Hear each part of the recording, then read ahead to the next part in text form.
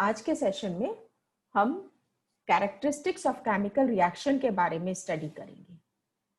Chemical reaction क्या होता है, कैसे बनता है और किस तरीके से इसको लिखा जाता है, फॉर्मूला किस तरीके से लिखा जाता है, रिएक्टेंट और प्रोडक्ट्स का जो पोजीशन है, ये सब मैंने आपको अपने पिछले वीडियो में बताया था।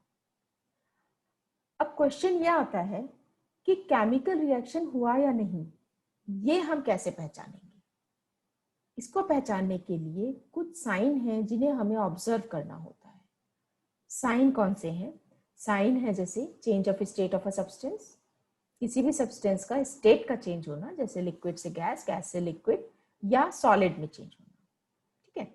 Change of colour of a substance, substance का कलर चेंज होना। Evolution of heat, absorption of heat, that is change in temperature. अगर टेम्परेचर चेंज होता है भी हम कह सकते हैं केमिकल रिएक्शन हो गया। एवोल्यूशन ऑफ गैस, अगर गैस इवॉल्व हुई है इसका मतलब भी केमिकल रिएक्शन हुआ है। लाइट हुई है, लाइट हमें दिखाई दे रही है, जैसे मैग्नीशियम ऑक्साइड, अगर हम मैग्नीशियम और ऑक्सीजन का रिएक्शन करवाते हैं तो मैग्नीशियम ऑक्साइड बनता है, और जब मैग्नीशियम ऑक्साइड बनता है तो एक ड्रिजलिंग लाइट हमें दिखाई देती है, मतलब केमिकल रिएक्शन हुआ। फॉर्मेशन ऑफ अ प्रेसिपिटेट, जब इंसॉल्युबल सब्सटेंस टेस्ट ट्यूब में सेटल डाउन हो जाता है तो हम कह सकते हैं कि केमिकल रिएक्शन हुआ है। अब इन कैरेक्टरिस्टिक्स में हम एक के बाद एक सभी कैरेक्टरिस्टिक्स को स्टडी करते जाएंगे, समझते जाएंगे, और उससे हमें ये समझ में आ जाएगा कि केमिकल रिएक्शन का होना या ना होना हम कैसे पहचान सकते हैं। जैसे यहां पर आ गया evolution of a gas. First है evolution of a gas. Evolution of a gas को प्रूव करने के लिए हम सबसे पहले हमारी एनसीईआरटी की बुक में एक एक्टिविटी दी हुई है।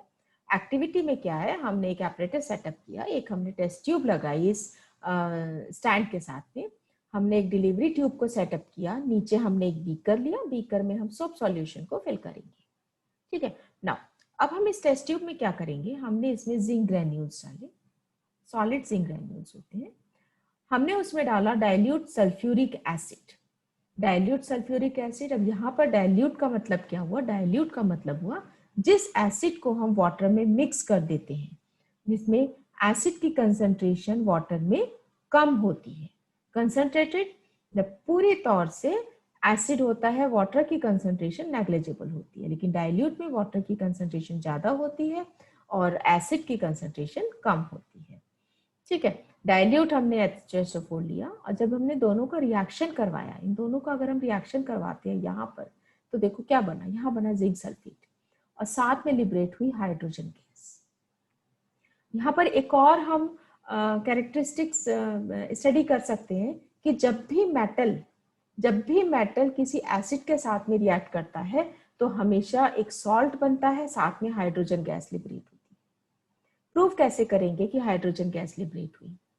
हम क्या करेंगे, यहाँ पर जब रिएक्शन होगा, हम ये हाइड्रोजन गैस जो लिबरेट हुई है इसे हम सोप से पास करेंगे।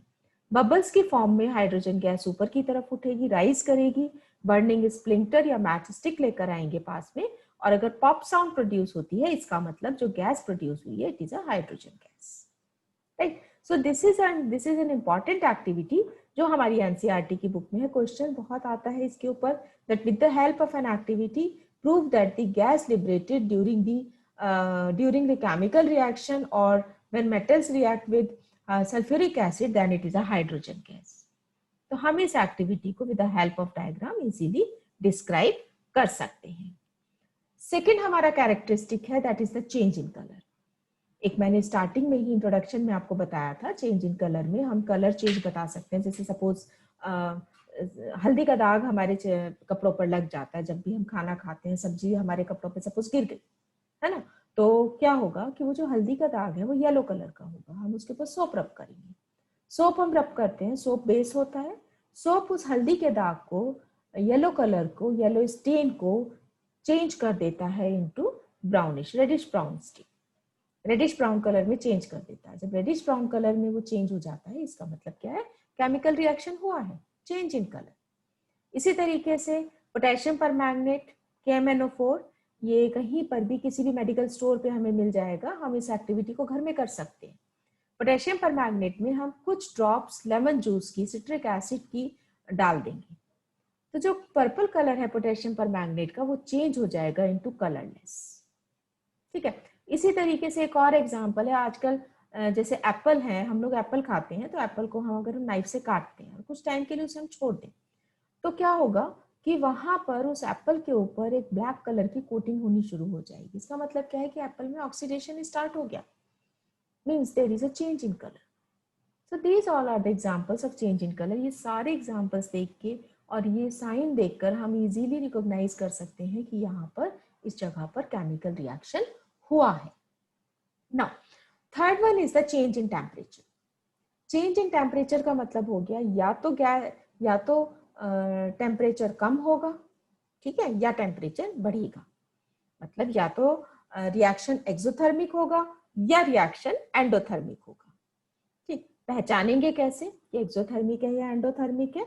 हमने क्या किया, हमने एक एक्सपेरिमेंट किया। हमने चूना, दैट इज कैल्शियम ऑक्साइड या क्विकलाइम, इसको हमने लिया एक टेस्ट ट्यूब के अंदर या एक बीकर के अंदर। सपोज हमने एक बीकर में ले लिया, थोड़ा ज्यादा से लेंगे जिससे कि हमें रिएक्शन बहुत अच्छे से पता चल जाए कि रिएक्शन में हुआ क्या। तो हमने एक बीकर लिया, कांच का बीकर लिया हमने। बीकर में हमने कैल्शियम ऑक्साइड, चूना या क्विकलाइम को हमने डाला, उसमें हमने वाटर पोर किया। जब हम वाटर पोर करेंगे तो जो प्रोडक्ट बनेगा वो बनेगा calcium hydroxide, that is the slate lime. Calcium hydroxide जब बनेगा तो साथ में कुछ बबल्स भी रिलीज होंगे और उसके अलावा जो बीकर है हमारा वो हॉट हो जाएगा, गर्म हो जाएगा। और जब बीकर गर्म होगा, हॉट होगा, इसका मतलब क्या हुआ? इसका मतलब हीट इवॉल्व हुई है, टेम्परेचर बढ़ा है, टेम्परेचर चेंज हुआ है, क्योंकि बीकर जो हमने लिया था वो तो ठंडा था, लेकिन जैसे ही रिएक्शन हुआ बीकर क्या हो गया? बीकर गर्म हो गया। मीन्स एनर्जी प्रोड्यूस हुई है, हीट प्रोड्यूस हुई है, टेम्परेचर चेंज हुआ है। तो चेंज इन टेम्परेचर को हम दो तरीके से स्टडी करते हैं, that is either by producing energy और बाय एब्सॉर्बिंग एनर्जी।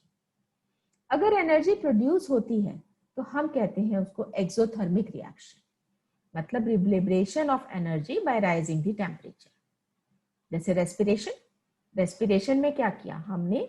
स्टार्च किया, हमने खाना खाया, हमने स्टार्च किया, और स्टार्च को जो है बहुत सारे डाइजेस्टिव एंजाइम्स की हेल्प से स्टमक के अंदर, या हम कह सकते हैं हमारी बॉडी के अंदर, हमारे इंटेस्टाइन के अंदर जो स्टार्च है वो टूट जाता है into simpler products, that is the glucose. Glucose through proper blood vascular system कहाँ पहुंचा? वो पहुंचा सेल के अंदर। इसी तरह से हमने ऑक्सीजन को इनहेल किया, ब्रीथ किया, और जब हमने ऑक्सीजन को ब्रीथ किया, इनहेल किया, वो भी प्रॉपर चैनल से ब्लड वेस्कुलर सिस्टम के थ्रू वो कहाँ पहुंचेगी? वो भी सेल के अंदर पहुंचेगी। वहां जाकर ऑक्सीजन ग्लूकोज को बर्न करेगा। बर्न करने का मतलब जलाना नहीं है, यहाँ पे बर्न करने का मतलब है ऑक्सीडाइज कर देगा, ऑक्सीडेशन हो जाएगा ग्लूकोज का। और जब ग्लूकोज का ऑक्सीडेशन होगा तो एनर्जी रिलीज होगी in the form of ATP. इसका मतलब क्या है? Respiration, it is an exothermic reaction, energy evolve हुई है, एनर्जी रिलीज हुई है in the form of ATP. दूसरा एग्जाम्पल है कंबशन रिएक्शन, जिसमें मीथेन, मीथेन एक ऑर्गेनिक कंपाउंड है। जब हम लोग कार्बन एंड इट्स कंपाउंड पढ़ते हैं तो उसमें ये ऑर्गेनिक कंपाउंड आता है मीथेन। आप लोग मेरी वीडियो देखोगे उसमें आपको मीथेन के बारे में सब कुछ पता चल जाएगा, ठीक है। तो मीथेन को हमने क्या किया? ऑक्सीजन के साथ में रिएक्ट करवा दिया, हमने इसका ऑक्सीडेशन कर दिया। ऑक्सीडेशन किया, या हम ये भी कह सकते हैं हमने इसका कंबशन किया। कंबशन किया तो कन्वर्ट हो गया carbon dioxide plus water and energy liberate हो गई। इसका मतलब क्या है? Combustion reactions they are also exothermic reactions. Second type का चेंज इन टेम्परेचर होता है जब एनर्जी एब्सॉर्ब होती है, जैसे उसको हम कहते हैं that type of reaction they are known as the endothermic reaction. Endothermic reaction जहां पर टेम्परेचर फॉल करता है, टेम्परेचर कम हो जाता है। मैंने कहा था ना कि या तो गर्म हो जाएगा या ठंडा हो जाएगा। गर्म होगा मतलब एक्सोथर्मिक, ठंडा हो जाएगा मतलब एंडोथर्मिक। अब यहाँ पर हम सिंपल सा एग्जांपल ले लेते हैं फोटोसिंथेसिस का। फोटोसिंथेसिस में क्या होता है? फोटोसिंथेसिस आप लोग बहुत स्टार्टिंग से पढ़ते आ रहे हैं कि कार्बन डाइऑक्साइड, वाटर, क्लोरोफिल और सनलाइट एनर्जी की प्रेजेंस में, ठीक है, सनलाइट एनर्जी की प्रेजेंस में क्या बनाती है? ये बनाती है ग्लूकोज, और साथ में लिबरेट होती है ऑक्सीजन और थोड़े से वाटर वेपर्स। तो यहाँ पर क्या है? यहाँ पर एब्सॉर्प्शन ऑफ एनर्जी है, मतलब सनलाइट एनर्जी एब्सॉर्ब हुई है for the process of photosynthesis. So it is an endothermic reaction. इसके बाद नेक्स्ट आ जाता है change in state. Change in state का मतलब हो गया कि कुछ केमिकल रिएक्शंस को हम कैरेक्टराइज करते हैं इस प्रोसेस के थ्रू, इस साइन के थ्रू. जैसे वैक्स को अगर हम बर्न करेंगे, वैक्स क्या है, सॉलिड है, लेकिन अगर हम उसको बर्न करते हैं मतलब in the form of wax candle, मोमबत्ती जिसे हम बोलते हैं, तो लिबरेट होता है वाटर और बनती है कार्बन डाइऑक्साइड गैस. वाटर ऐसा नहीं है पानी बन गया, in the form of water vapour, water evaporate हो जाता है. ठीक है, तो वैक्स क्या था, सॉलिड था, लेकिन वो कन्वर्ट किस में हो गया, लिक्विड में, या हम ये कहेंगे गैस में. दोनों ही गैस हो गई. वाटर वेपर मैंने अभी कहा, तो वाटर वेपर की फॉर्म में और कार्बन डाइऑक्साइड की फॉर्म में, दोनों गैसेस के फॉर्म में कन्वर्ट हो गया. ठीक है, इसी तरीके से वैक्स अगर मोमबत्ती लेंगे तो वो सॉलिड है, लेकिन जब वो बर्न होगा तो वो लिक्विड की फॉर्म में कन्वर्ट हो जाएगा. कार्बन डाइऑक्साइड गैस है, इसका मतलब कंबशन जब होगा वैक्स का तो स्टेट चेंज होगी from solid to liquid and gas. दूसरा एग्जांपल मैंने एक और आप लोगों को पहले भी बताया हुआ है कि हाइड्रोजन और ऑक्सीजन अगर हम इन दोनों को रिएक्ट करवाते हैं, हाइड्रोजन गैस है, ऑक्सीजन गैस है, लेकिन ये जब दोनों आपस में रिएक्ट करते हैं तो बनता है वाटर, पानी. पानी क्या है, इट इज अ लिक्विड. तो ये क्या हो गया, ये इसका मतलब है कि कोई भी केमिकल रिएक्शन हम किस तरीके से ऑब्जर्व कर सकते हैं, किस तरीके से हम पहचान सकते हैं. जब अगर कोई कहीं पर भी चेंज इन स्टेट होती है, हम इजीली रिकॉग्नाइज कर सकते हैं कि केमिकल रिएक्शन हुआ है. लास्ट में आ जाता है formation of precipitate. Formation of precipitate का मतलब हो गया कि जब इनसॉल्युबल सॉल्ट बनता है in the form of precipitate. कब बनता है, जब दो solutions aqueous form. Aqueous form का मतलब हो गया कि जब सॉल्ट वाटर में डिसॉल्व कंडीशन में होता है, सॉल्यूशन फॉर्म में होता है, तो उनको अगर हम दो रिएक्टेंट्स को रिएक्ट करवाते हैं और उनमें से एक इंसॉल्युबल सॉल्ट की फॉर्म में, प्रोडक्ट इंसॉल्युबल सॉल्ट की फॉर्म में टेस्ट ट्यूब में के बॉटम में सेटल डाउन हो जाता है प्रेसिपिटेट की फॉर्म में, सॉलिड प्रोडक्ट की फॉर्म में, तब हम उसको कहते हैं precipitate and the reaction is known as precipitation reaction. ठीक है, डेफिनेशन क्या हो जाएगी, some chemical reactions are characterized by the formation of precipitate, that is insoluble salt, when two solutions containing soluble salts are combined. The insoluble salt that falls out of solution is known as the precipitate.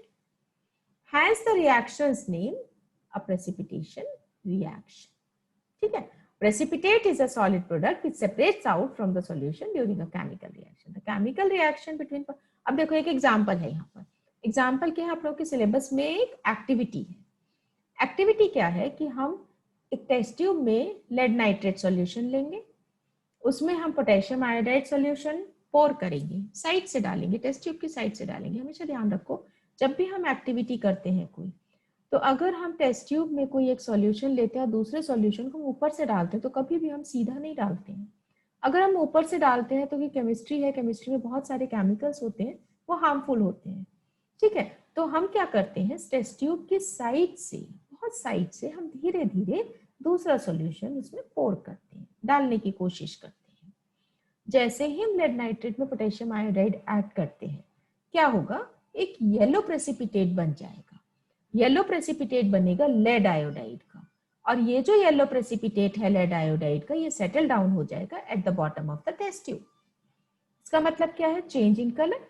Colour क्या change हुआ, yellow colour का change हुआ. Precipitate कैसा बना, precipitate बना yellow colour का. और जब प्रेसिपिटेट येलो कलर का बनेगा, इसका मतलब रिएक्शन कौन सी हो गई, रिएक्शन हो गई प्रेसिपिटेशन रिएक्शन. हम प्रेसिपिटेशन रिएक्शन को कैसे शो करेंगे, यहाँ पे देखो पोटेशियम आयोडाइड है, हमने इसमें लेड नाइट्रेट ऐड किया, मतलब हमने दोनों को रिएक्शन करवाया. एक्वस मैंने भी बताया, जब भी हम सॉल्युबल सॉल्ट को वाटर के साथ में डिसॉल्व करते हैं तो जो सॉल्यूशन बनता है उसे हम एक्वस कहते हैं. अब जो प्रेसिपिटेट बना वो बना लेड आयोडाइड और साथ में लिबरेट होगा aqueous potassium nitrate. So this is the precipitation reaction. एक फटाफट से हम सारा रिवाइव कर लेते हैं एक बार. एक हम रिवाइज कर लेते हैं कि इस वीडियो में हमने, इस सेशन में हमने क्या पढ़ा। इस सेशन में हमने पढ़ा कि जो केमिकल रिएक्शंस हैं उनको हम ऑब्जर्व कर सकते हैं कुछ साइन के थ्रू। जो साइन है उनमें कौन कौन से आ जाएंगे? उनमें आ जाएंगे evolution of gas, change in colour, change in state, इसके अलावा change in temperature and precipitation reaction. Gas evolve होती है तो हम समझ जाते हैं कि केमिकल रिएक्शन हुआ। कलर चेंज हुआ मतलब केमिकल रिएक्शन हुआ। स्टेट चेंज हुई मतलब सॉलिड से लिक्विड, लिक्विड से गैस, गैस से लिक्विड, लिक्विड से सॉलिड, ये सब चेंज हुआ मतलब केमिकल रिएक्शन हुआ। इसके अलावा एक्सोथर्मिक हीट इवॉल्व हुई या एब्सॉर्ब हुई, केमिकल रिएक्शन हुआ। कलर चेंज हुआ, केमिकल रिएक्शन। और प्रेसिपिटेट बना मतलब कि इनसॉल्युबल सॉल्ट सेटल डाउन हो गया at the bottom of the test tube, मतलब केमिकल रिएक्शन हुआ। ठीक है, तो ये सारी की सारी हो गई कैरेक्टरिस्टिक्स। इसके बाद में कितने टाइप की रिएक्शंस होती हैं ये मैं आप लोग को अपने नेक्स्ट वीडियो में बताऊंगी।